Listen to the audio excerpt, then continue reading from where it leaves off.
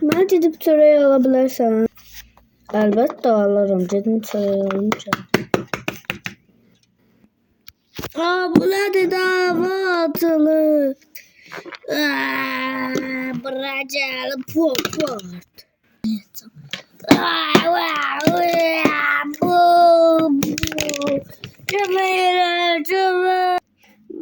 Cəməylə.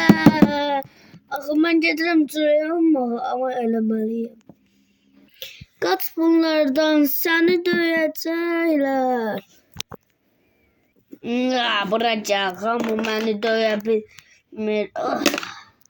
Döyə bilmir.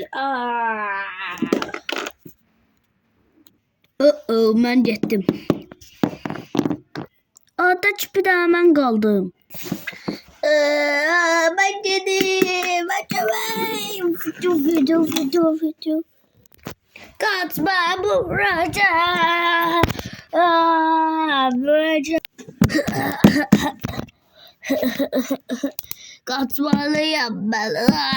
Kaçın.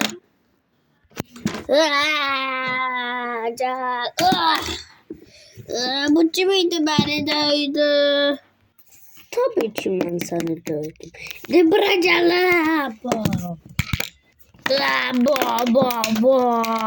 Bıracalı dövdüm.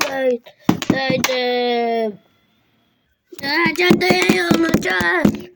Can onu döyeyim. Beni de çözdü beni de.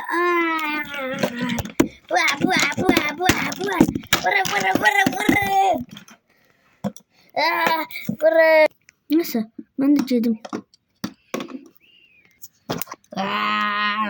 O şimdi bakın pençere. Pencerede şurada var. Hey Buracalı. Düştü. Ha gitti oraya.